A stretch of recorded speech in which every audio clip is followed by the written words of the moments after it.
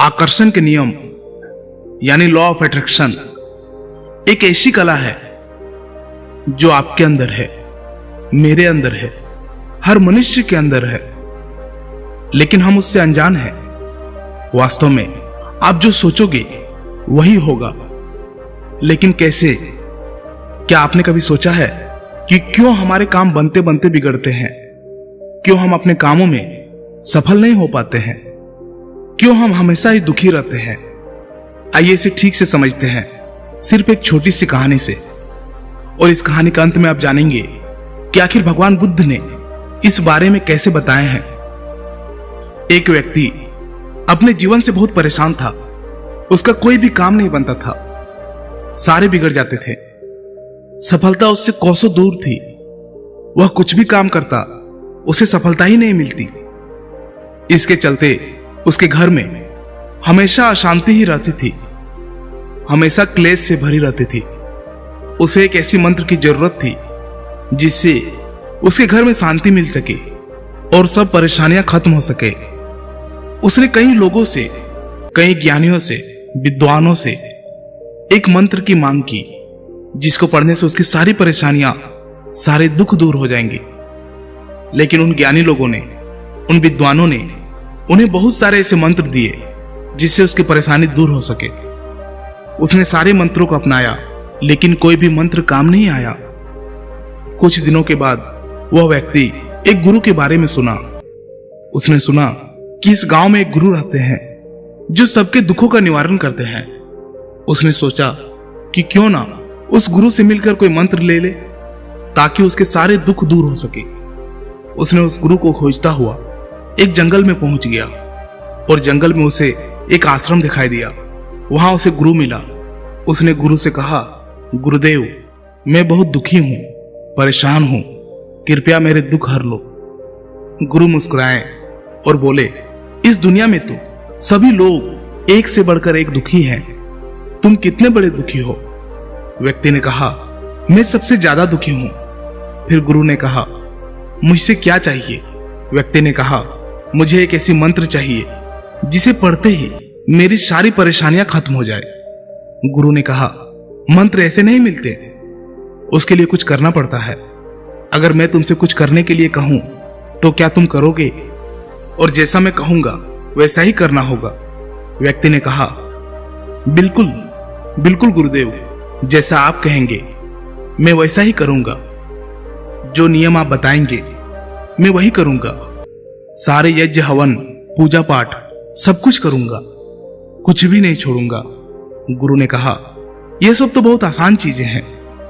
मंत्र पाने के लिए बड़ी कठिन मेहनत करनी पड़ती है, क्या तुम कर पाओगे?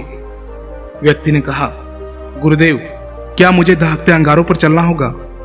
गुरु ने हंसते हुए कहा, नहीं नहीं, इतना आसान काम भी नहीं है। गुरु की यह बात सुनकर वह व्यक्ति की हालत खराब हो गई। वह सोचने लगा, पता नहीं गुरुदेव मुझसे क्या करवाना चाहते हैं।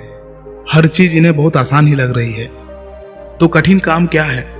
व्यक्ति ने कहा, गुरुदेव, कृपया करके आप ही मुझे बता दीजिए कि मुझे करना क्या है। मैं वह सब कुछ करूंगा जो आप बोलेंगे। गुरुदेव बोले, जैसे तुम अपने घर से यहां तक आए हो वैसे ही तुम यहां से अपने घर को चले जाना और अपने मन में यह कहते हुए जाना कि मैं बहुत सुखी व्यक्ति हूं, मैं बहुत सुखी हूं। यह सुनते ही व्यक्ति बहुत खुश हो गया। बस गुरुदेव, इतना सा ही बोलना है, इसे तो मैं यूं ही कर लूंगा।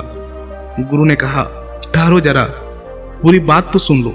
जब तुम अपने मन में यह बात दोहरा रहे होंगे तो तुम्हारे मन में बंदर की बात नहीं आनी चाहिए। अगर तुम्हारे मन में बंदर का ख्याल आ गया तो सब बेकार हो जाएगा। व्यक्ति ने कहा, यह काम तो मैं बहुत आसानी से कर लूंगा। और यह कहकर वह व्यक्ति अपने घर की ओर चल पड़ा। आश्रम से निकलते ही वह अपने मन में कहना शुरू किया, मैं बहुत सुखी हूं। लेकिन ऐसा कहते ही उसके मन में बंदर का ख्याल आ जाता है। जब भी वह कुछ कहता तो उसे वह गुरु की बंदर वाली बात याद आती है। लेकिन वह यह भी कहता है कि मैं सुखी हूं। लेकिन जब जब वह कहता, बंदर का ख्याल उसके मन में और भी गहरा होते जाता है। फिर ऐसे कहते कहते वह रास्ते की ओर जा ही रहा था कि उसे रास्ते में बंदर दिखाई देना शुरू हो गया। उसे चारों तरफ सिर्फ बंदर ही दिखाई देता था। उसने सोचा, आते वक्त तो ये बंदर कहीं दिखे नहीं, अब क्यों दिख रहे हैं? मैं अपने मन में सुखी हूं, मैं सुखी हूं। और ऐसा बोलता हुआ वो अपना घर पहुंच गया। घर पहुंचकर वो अपने पत्नी से बोला कि बंदरिया, मैं बहुत भूखा हूं, बंदर परोस दो। मुंह से बंदर शब्द निकलते ही उसका मुख खुला का खुला रह गया।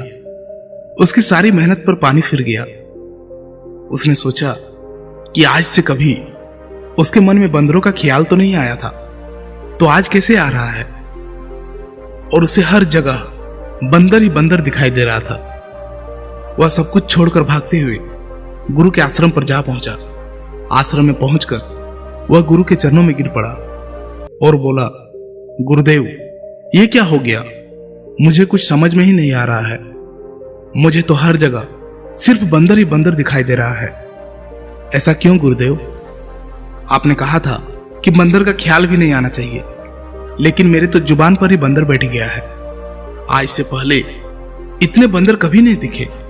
आपने जो मंत्र दिया था वह भी नष्ट हो गया, मुझे मंत्र मिला ही नहीं। गुरु ने कहा, तुम्हें मंत्र मिल चुका है, सिर्फ तुम्हें उसका उपयोग करना सीखना है। लेकिन गुरुदेव, जैसा आपने कहा मैंने तो वैसा बिल्कुल ही नहीं कर पाया, फिर मंत्र कैसे काम करेगा? गुरु बोले, पहले तुम इस मंत्र को समझ लो। अगर तुमने इसे ठीक से समझ लिया तो यह मंत्र अवश्य ही काम करेगा। फिर उस व्यक्ति ने कहा, गुरुदेव, कृपया करके मुझे जल्द ही समझाइए, मैं समझने के लिए तैयार हूं। फिर गुरु ने कहा, समझने के लिए तुम्हें एक बात का हमेशा ख्याल रखना होगा कि तुम्हें बंदर का ख्याल नहीं आना चाहिए। यह सुनकर व्यक्ति गुरु के चरणों में गिर गया और बोला, मुझे तो आपके पीछे भी बंदर ही दिखाई दे रहा है। देखिए, उस पेड़ पर केला खा रहा है।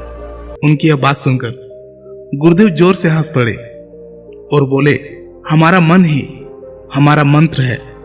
हमारे साथ वही होता है जो हमारे मन के अंदर उसके गहराइयों में चल रहा होता है। जैसे कि तुम पहली बार आश्रम में आए थे तो तुम्हें वे बंदर दिखाई नहीं पड़े, और अगर एक दो बंदर तुम्हें दिखाई भी पड़ा होगा तो वो तुम्हारे ध्यान में नहीं गया होगा, क्योंकि तुम्हारे मन के अंदर में बंदर थे ही नहीं।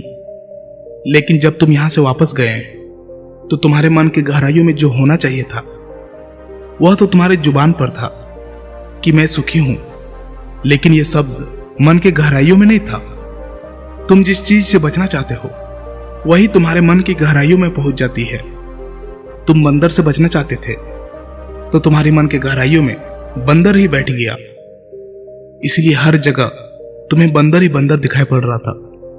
जहां बंदर नहीं भी था वहां भी तुम्हें दिखा, जैसे तुम्हारी पत्नी में, तुम्हारे भोजन में, और तुमने मुझ में भी बंदर ही देखा। इसीलिए इसे ठीक से समझो। मन की गहराइयों में अगर यह मंत्र है कि मैं दुखी हूं, मेरे पास कम है, तो तुम्हारे पास जितना भी आ जाए तुम्हें कम ही लगेगा। अगर किसी के मन की गहराइयों में यह बात है कि मैं सुखी हूं, मेरे पास बहुत है, तो उसके पास जितना भी है उसे हमेशा अधिक ही लगेगा, फिर चाहे उसके पास चीजें कम क्यों ना हो। और अगर उसके पास दुख भी हो गया तो उसमें वह सुख निर्मित कर ही लेगा। जो भीतर से दुखी रहता है उसके पास 36 प्रकार का व्यंजन रहते हुए भी वह दुखी ही रहेगा। और ठीक उसके विपरीत, जो भीतर से, जो मन से सुखी रहता है, उसके पास अगर सिर्फ 2 सूखी रोटी भी है तो उसे खाकर वह हमेशा सुखी ही रहेगा। इसीलिए मन में जैसी धारणा लगाओ वैसे ही तुम्हें मिलेगा, जिस प्रकार तुमने बंदर ढूंढ लिए। फिर गुरुदेव ने कहा, अब तुम्हें समझ में आया होगा कि तुम इस मंत्र को कैसे सिद्ध करोगे। व्यक्ति ने कहा, गुरुदेव, मैं समझ गया हूं। हम जो हमेशा सोचते हैं वही हमारे मन में भी बैठ जाती है। मैं लगातार शब्दों का उच्चारण मुंह से जरूर कर रहा था, पर मेरी सोच तो बंदरों पर ही चल रही थी, इसलिए वह मुझे दिखाई दिया। इसी तरह मैं सुख चाहता हूं, लेकिन मेरे मन में तो दुख ही बैठा हुआ है और मेरे सब काम बिगड़ने लगते हैं। क्योंकि मैं हमेशा ही उल्टा सोचता रहता हूं और इसीलिए यह मंत्र भी उल्टा ही हो जाता है। वास्तव में हमारे मन में जो भी चलता है वह एक साधना की तरह ही होता है। अगर कोई सच्चे मन से साधना करता हो तो उसे फल अवश्य ही मिलेगा। अगर मन में हम गलत सोच विचार रखेंगे तो हमें उसका फल भी गलत ही मिलेगा। इसीलिए अच्छी सोच, अच्छे विचार रखेंगे तो फल भी अच्छा ही मिलेगा। और वह व्यक्ति गुरु को धन्यवाद करके वहां से चला गया। मित्रों, बुद्ध ने इस बारे में कहा है कि हम अपने विचारों से अपनी दुनिया बनाते हैं, लेकिन हमारे पास दोनों तरह के विचार होते हैं, सकारात्मक और नकारात्मक। ज्यादातर हम सकारात्मक विचारों को ना पकड़ के नकारात्मक विचारों की तरफ ही आकर्षित होते हैं। इसीलिए जब भी हमारे मन में सकारात्मक विचार आते हैं तो उसे हमें जल्द ही पकड़ने की जरूरत है। वैसे विचारों को जितना जल्दी हो सके उसे काम में लगाने की जरूरत है, क्योंकि एक सकारात्मक विचार को नकारात्मक में बदलने में देर नहीं लगती। दोस्तों, आपने इस वीडियो से क्या सीखा और इस बारे में क्या सोचते हैं, एक कमेंट जरूर कर दीजिएगा। क्या पता आपके एक कमेंट से किसी का जीवन बदल जाए। धन्यवाद।